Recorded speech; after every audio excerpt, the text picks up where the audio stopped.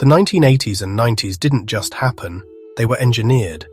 Fueled by the free market ideologies of leaders like Ronald Reagan and Margaret Thatcher, a new era of deregulation and global capitalism was unleashed.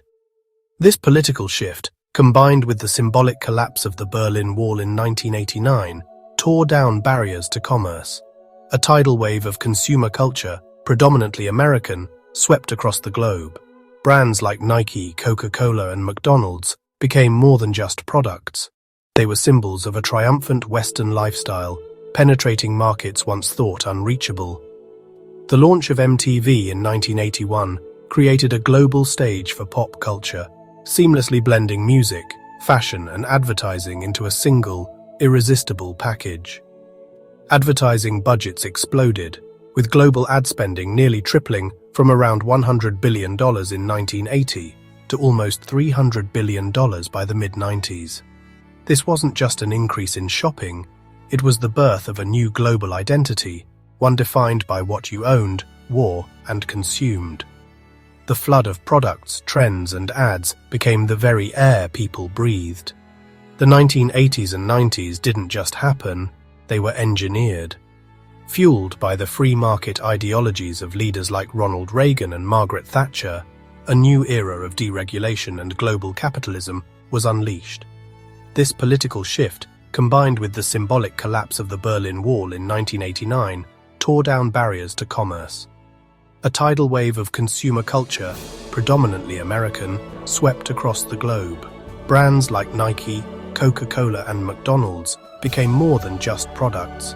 They were symbols of a triumphant Western lifestyle, penetrating markets once thought unreachable. The launch of MTV in 1981 created a global stage for pop culture, seamlessly blending music, fashion, and advertising into a single, irresistible package. Advertising budgets exploded, with global ad spending nearly tripling from around $100 billion in 1980 to almost $300 billion by the mid-90s. This wasn't just an increase in shopping, it was the birth of a new global identity, one defined by what you owned, wore, and consumed. The flood of products, trends, and ads became the very air people breathed. If the 1950s gave us the suburbs, the 1980s built its cathedrals, the shopping malls. These weren't just collections of stores, they were climate-controlled, self-contained worlds. Visionary architect Victor Gruen had imagined them as utopian town centers, but they evolved into something else entirely, pure temples of commerce. Iconic megamalls like the Mall of America, which opened in 1992 with an indoor theme park, and Canada's West Edmonton Mall, boasting a water park and an ice rink, became tourist destinations in their own right. For a generation of suburban teenagers, the mall was the center of the universe. It was a place to escape parental supervision, to see and be seen. It was the stage for social rituals, meeting friends at the food court, catching a movie, feeding quarters into arcade games at Aladdin's castle, and endlessly browsing stores that defined teen identity, from fashion at the Limited to music at Sam Goody. Malls reshaped entire communities, creating thousands of jobs while simultaneously draining the life from traditional downtown main streets, forever changing the landscape of American life. On August 1, 1981, television declared, "Video killed the radio star," and a new era of marketing was born. MTV didn't just play music, it sold a lifestyle. Music videos became 24/7 commercials for fashion, attitude, and aspiration. Artists like Michael Jackson and Madonna became global multimedia icons, their visual style influencing trends worldwide. The line between entertainment and advertising blurred into non-existence.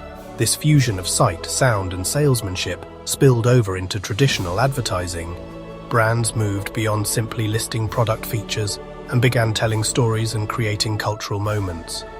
There was the aggressive taste test of the Pepsi Challenge, the dystopian rebellion of Apple's legendary 1,984 inches Super Bowl ad, and the unforgettable catchphrase, "Where's the beef?" from Wendy's. Advertising was no longer just a break between shows, it was becoming the main event, embedding brands into the fabric of pop culture with a sophistication and budget never seen before. While MTV targeted teens, another revolution was aimed at an even younger audience. Saturday morning cartoons became the ultimate marketing vehicle. Following deregulation in the Reagan administration, which loosened rules on children's advertising, entire shows were created for the sole purpose of selling toys. This was the era of the program-length commercial. Shows weren't just stories, they were interactive catalogs. Each episode introduced new characters, vehicles, and playsets that would magically appear on toy store shelves the following week. Marketers perfected the art of creating pester power, where children, bombarded with exciting visuals and catchy theme songs, would relentlessly pressure their parents to buy the latest action figure or doll. This strategy was incredibly effective, creating billion-dollar franchises and establishing a direct, powerful, and often controversial link between entertainment and the childhood imagination. The 80s and 90s saw American brands plant their flags on a global scale. The most potent symbol of this expansion was the 1990 opening of McDonald's in Moscow. On its first day, it served over 30,000 customers, with people waiting in line for hours to taste a Big Mac, a tangible bite of Western capitalism. Coca-Cola's red and white logo became as recognizable in Beijing as it was in Boston. But this wasn't a simple copy-paste operation. Brands learned to adapt, a process known as globalization. McDonald's introduced the teriyaki McBurger in Japan. Nike designed sneakers that appealed to European and Asian tastes.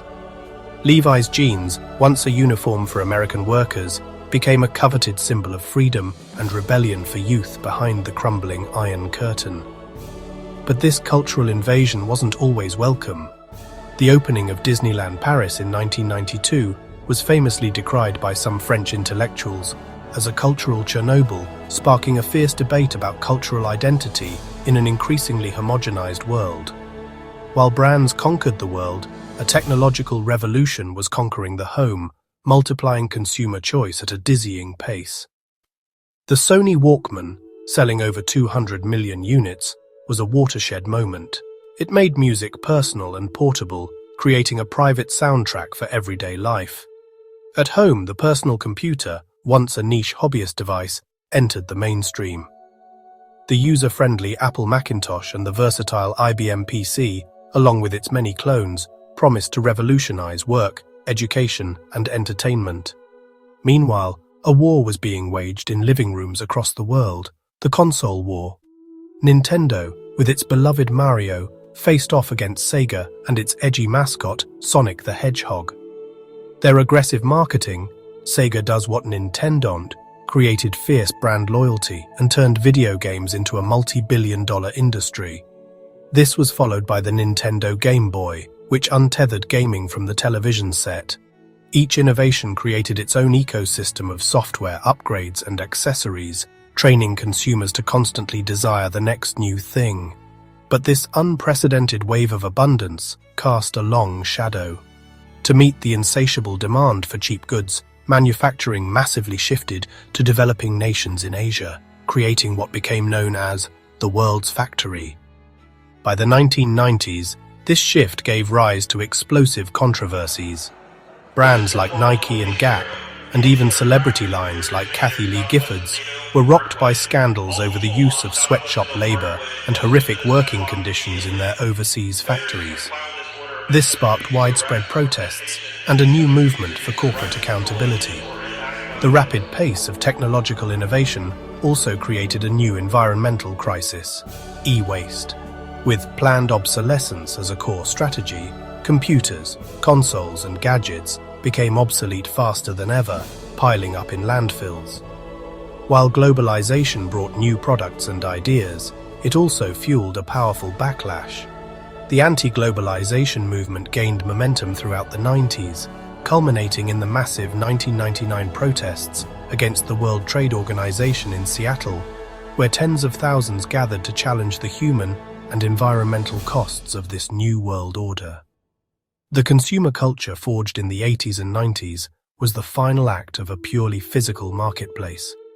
The mall, MTV, and the global brand defined a generation, shaping how people shopped, socialized, and saw themselves. They cultivated a powerful desire for endless choice, novelty, and instant gratification.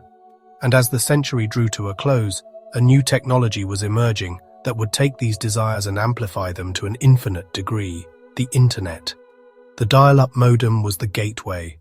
Companies like Amazon, founded in 1994, and eBay in 1995, were the digital heirs to the mall, transforming its endless aisles into the Internet's infinite shelf. The consumer habits learned while wandering through department stores and flipping through channels were perfectly suited for a world of hyperlinks and online shopping carts. The era of the mall and MTV didn't end, it simply migrated online, setting the stage for the 21st century's landscape of social media influencers, targeted ads, and a global marketplace that lives in our pockets. In the 2000s, consumerism entered the digital age. E-commerce, fast fashion, and the birth of social media transformed shopping into a 24/7 experience. In the next episode, we'll take a look at the infinite aisle, e-commerce, and fast fashion,